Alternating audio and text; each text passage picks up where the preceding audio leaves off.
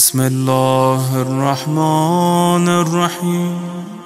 اور ہم جس زمانے میں رہ رہے ہیں جو ظہور کا زمانہ ہے، اس دور میں ہماری پوری کوشش یہ ہونی چاہیے آقا کی مرضی کیا ہے اسے دیکھیں۔ اور اس دور میں دشمن اٹیک دین پر ڈائریکٹ نہیں کرتا۔ دشمن جانتا ہے اگر قرآن پر پابندی لگاؤ گے یہ مسلمان ہیں، حساس ہو جائیں گے، نکل پڑیں گے روڈوں پر، آزاداری کو بند کریں گے، روڈوں پر نکل پڑیں گے، لڑ پڑیں گے۔ تو دین پر اٹیک نہ کرو، کسی اور طریقے سے اندر آؤ۔ شیطان کے طریقے ہیں، شیطان کہتا ہے اوپر سے حملہ کروں گا، دائیں سے، بائیں سے، نیچے سے، پیچھے سے، طرح طرح کے حملے ہوتے ہیں شیطان کے۔ اب شیطانی حملے اس دور میں کیا ہیں؟ ثقافت کے نام سے حملہ کرتے ہیں، کلچر کے نام سے حملہ کرتے ہیں۔ کلچر میں کوئی حساس نہیں ہوگا کہ کپڑے ہیں، لباس ہیں، کھانا ہے، لینگویجز ہیں، یہ ساری چیزیں ہیں، ٹیکنالوجی ہیں، یہ ساری رفتہ رفتہ ان کی کلچر، ان کے ثقافت کو بدلتے چلے جاؤ تاکہ ایک دن خود، کیونکہ ثقافت خود دین پر بھی غالب آ جاتی ہے۔ کتنی دین کی چیزیں ہم ثقافت کی وجہ سے کر رہے ہوتے ہیں جو اچھی بھی ہیں، اچھی ثقافت ہونی چاہیے، اسلامی ثقافت ہونی چاہیے۔ کتنی چیزیں ہماری غلط ہندوؤں کی ثقافت ہمارے اندر آ چکی ہیں، دین کہتا ہے نہ کرو مگر ہم وہ کر رہے ہوتے ہیں۔ یعنی ثقافت ہماری عملی زندگی میں دین سے زیادہ طاقت رکھتی ہے، اگرچہ یہ کام غلط ہیں مگر ثقافت اور کلچر بہت، فرہنگ جسے فارسی میں کہتے ہیں یا اردو میں جسے ثقافت کہتے ہیں یا انگلش میں جسے کلچر کہتے ہیں، یہ بہت طاقتور ہے اور دشمن اسی کلچر پہ کام کرنا چاہتا ہے کئی طریقوں سے، ثقافت پہ کئی این جی اوز کے ذریعے سے، ٹی وی میڈیا کے ذریعے سے۔ اب دیکھیے ایک معمولی سی چیز آپ کو بتاؤں کہ اہل بیت نے ہم کو ہر ثقافت دی ہے۔ ثقافت میں آپ کی زبان آتی ہے، آپ کا لباس آتا ہے، آپ کا کھانا، آپ کی روٹی، آپ کی چیزیں، یہ پوری آپ کی ثقافت کا حصہ ہے۔ اہل بیت نے ہمیں یہ بھی بتا دیا اپنی ثقافت میں کس انداز سے کھاؤ، کیا کھاؤ۔ دیکھیے اسود ابن قیس کہتا ہے مولا علی علیہ السلام نے دسترخوان بچھایا، غریبوں کو کھانا کھلایا اور غریبوں کے لیے دسترخوان بچھ گیا، مولا نے خود کھانا نہیں کھایا اور خود چلے گئے اپنے گھر کی طرف۔ اسود ابن قیس کہتا ہے میں نے سوچا علی شاید کوئی اچھی غذا جا کر گھر میں کھائیں گے، میں بھی پیچھے پیچھے نکل پڑا اور ایک مرتبہ جا کے علی سے اجازت لی میں بھی آؤں۔ مولا نے کہا اندر آ جاؤ۔ میں گھر میں بیٹھا، مولا کے سامنے ایک پیالہ رکھا گیا جس میں لسی تھی اور ساتھ میں خشک جو کی روٹی رکھی گئی۔ مولا نے جو کی روٹی لسی میں ملائی تاکہ کچھ نرم ہو جائے اور کھانے لگ رہے تھے۔ اسود ابن قیس کہتا ہے میں نے جب غور سے دیکھا مولا کی روٹی میں سے بھوسا جو تھا نا، جس کو فائبر کہتے ہیں آج کل، بھوسا الگ نہیں کیا گیا تھا۔ تو میں نے مولا سے کہا مولا یہ کیسی روٹی آپ کھا رہے ہیں؟ آپ کے زمانے کے غریب بھی ایسی روٹی نہیں کھاتے۔ علی ابن ابی طالب کا گریہ شروع ہو گیا، مولا رونے لگ گئے۔ مولا سے میں نے پوچھا، اسود ابن قیس کہتا ہے میں نے کون سی ایسی بات کی جس کی وجہ سے آپ گریہ کر رہے ہیں؟ مولا فرماتے ہیں مجھے آقا رسول اللہ یاد آ گئے۔ رسول اللہ نے کبھی اپنی زندگی میں ایسی روٹی نہیں کھائی تھی جس کا بھوسا الگ کیا گیا ہو۔ اور پھر مولا رونے لگے۔ مولا پھر آگے فرماتے ہیں انا الذی اہنت الدنیا، میں وہ ہوں جس نے دنیا کی اہانت کی ہے۔ لوگوں کی دنیا اہانت کرتی ہے، میں دنیا کی اہانت کرتا ہوں۔ اب ہم صرف یہی اس روایت میں سمجھتے ہیں ماشاءاللہ مولا کی سادہ زندگی تھی، مولا اس انداز سے رہتے تھے، سوکھی روٹی کھاتے تھے۔ بھائی مولا آپ کو ایک ثقافت دینے کی کوشش کر رہے ہیں، ایک کلچر دینے کی کوشش کر رہے ہیں، ہم اس کو ثقافت اور کلچر کی طرح دیکھتے ہی نہیں ہیں، کیونکہ ساتویں امام خود فرماتے ہیں ان علی لا ينخل له بالدقیق۔ یہ ساتویں امام خود تاکید کر کے فرما رہے ہیں کہ ہمارے دادا علی کے لیے جو روٹی پکائی جاتی تھی اس سے اس کا بھوسا الگ نہیں کیا جاتا تھا۔ اور پھر اگلے جملے مولا فرماتے ہیں ہمارے دادا علی فرمایا کرتے تھے ما تزال هذه الامه بخير، یہ امت تب تک خیر پر رہے گی، کب تک؟ ما لم ياكلوا مطاعم العجم ولا يلبسوا لباس العجم، یہ امت تب تک خیر پر رہے گی جب تک ہمارے دشمنوں کی غذائیں نہیں کھائے گی اور ہمارے دشمنوں کا لباس نہیں پہنے گی۔ یہ حدیث کیا کہہ رہی ہے؟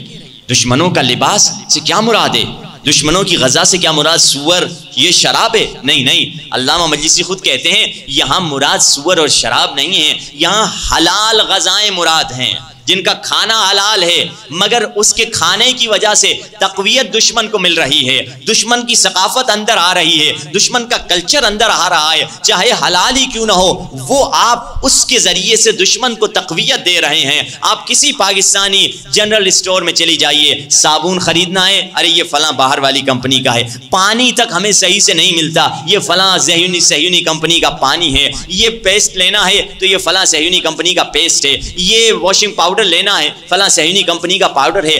غذا سے مراد صرف یہ نہیں ہے جو نوالا منہ میں ڈال رہا ہوں، یہ بھی مراد ہے غذا سے ہر چیز جو ہم خرچ کرتے ہیں اپنے اوپر، چاہے وہ سنتے ہیں، چاہے وہ دیکھتے ہیں، چاہے وہ کھاتے ہیں، چاہے وہ صابن جو جسم پہ لگاتے ہیں، چاہے وہ شیمپو جو جسم پہ لگاتے ہیں، چاہے وہ برش جس سے دانت صاف کر رہے ہوتے ہیں، یہ تمام چیزیں اگر دشمن کی تقویت کا سبب بن رہی ہے، علی نے وعدہ دے دیا ہے یہ امت تب تک خیر پر رہے گی جب تک یہ دو کام نہ کرے۔ پھر مولا اگلے جملے میں فرماتے ہیں اگر یہ کام کریں گی یہ امت ضربہم اللہ بالذل، خدا اس امت کو ذلیل کر دے گا۔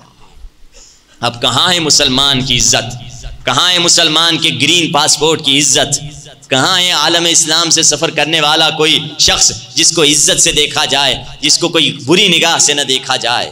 کوئی عزت نہیں مسلمان کی، نہ عالم اسلام کی، نہ کسی مسلمان شہری کی، نہ مسلمان پاسپورٹ کی، نہ مسلمان ملک کی، کیونکہ ہم نے ہر وہ کام کر دیا ہے جس کی وجہ سے دشمن کی تقویت پہنچ رہی ہے۔ آلٹرنیٹو پروڈکٹ ہے ہی نہیں، یا اگر ہے تو اس کی کوالٹی صحیح نہیں ہے، میں کیوں استعمال کروں، بیمار ہو جاؤں گا، تو مجبوراً آ کے وہ جوان وہی استعمال کرتا ہے جس سے دشمن کی تقویت پہنچ رہی ہوتی ہے۔ اور مولا نے یہ بتلا دیا، اس روایت میں مولا کس چیز کے بارے میں بتلا رہے ہیں؟ روٹی کے بارے میں بتلا رہے ہیں۔ روٹی فاؤنڈیشنل چیز ہے، ہر انسان روٹی کھاتا ہے یا چاول کھاتا ہے زندگی میں۔ مولا بتا رہے ہیں اگر روٹی کھانی ہے، اور آج کل تو سائنس بھی یہ بتلا رہی ہے، وہ روٹیاں جس میں فائبر نہیں ہوتی، سفید روٹی، وہ انسان کو ڈائبٹک پیشنٹ بنا دیتی ہے، ہارٹ پیشنٹ بنا دیتی ہے، کتنی پریشانیوں کا سبب بنتا ہے، وہ بھی ذلیل ہوگا، بیماری سے ذلیل ہوگا یا دشمن کے ظلم کی وجہ سے ذلیل ہوگا۔ اور مولا نے یہ ہمیں بتلا دیا تھا کہ کیا کھاؤ، تمہارا کیا لائف سٹائل ہونا چاہیے، تمہارا لباس کیا ہونا چاہیے۔ وہ لڑکا کہتا ہے میکڈونلڈ تو حلال ہے، KFC تو حلال ہے، پیزا تو حلال ہے۔ ہم حلال حرام کی بات نہیں کر رہے، ہم یہ کہہ رہے ہیں ہر وہ چیز جو دشمن کی تقویت کا سبب بن رہا ہے وہ ہماری ذلت کا سبب بنے گا۔ اللہ اکبر،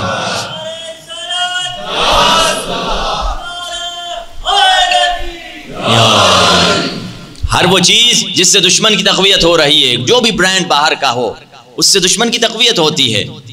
میں نہا دھو کر وہی صابن استعمال کرتا ہوں جو دشمن کی تقویت، اور پھر ادھر آ کے نماز جمعہ میں بھی شرکت کر رہا ہوتا ہوں، مگر جو جمعے کا جو غسل کیا ہے میں نے دشمن کو مدد کر کے کیا ہے، اور پھر ادھر آ کر دشمن کے خلاف میں نے نعرے بھی لگائے ہیں۔ کوئی تک ہی نہیں بنتا، کوئی لوجک ہی نہیں بنتی، مگر ہم روٹین پہ یہ کام کر رہے ہوتے ہیں۔ اور مولا ہمیں بتا چکے ہیں اپنی ثقافت کا خیال رکھو، اپنی کلچر کا خیال رکھو۔ آپ کو ایک مثال دے دوں، کبھی کبھار غیر مسلم کو ایسی بات کر لیتے ہیں ہم، کبھی کبھار بعض لوگ ماڈرن ہوتے ہیں، ان کے سامنے اگر کہیں قال الصادق قال باقر، وہ نہیں سنتے۔ ان کے سامنے ایک صاحب تھے، ان کو تقریر کے لیے بلایا گیا، تو جو ماحول تھا کافی ایک لبرل ماحول تھا، اس نے پہلی دفعہ جب تقریر کی، اس نے کہا یہ کیا رسول اللہ رسول، کوئی اچھی ماڈرن باتیں بتاؤ، اللہ رسول کی بات نہیں بتاؤ۔ اس نے کہا ٹھیک ہے۔ اگلے دن آیا، ساری وہی جو حدیثیں تھیں نا مولا کی، مگر اس کے شروع میں اس نے کہا مسٹر جان ڈیوڈ نے یہ کہا، مسٹر ایلبرٹ کارڈی یہ کہا، فلانی نے یہ کہا، پتہ نہیں یہ عجیب عجیب اس نے نامے لے لیے۔ جب کر کے اترا تو کہا ماشاءاللہ کیا تقریر تم نے کی تھی، آج تو علمی سائنٹیفک تم نے تقریر کر دی۔ کہا یہ جو جان جوپی شوپی جو میں نے نام لیے تھے یہ دنیا میں نہیں ہے، یہ میں نے ہی آپ کے سامنے بنائے تھے، یہ ساری حدیثیں وہی تھی، قال الصادق اور قال الباقر کی حدیثیں تھیں۔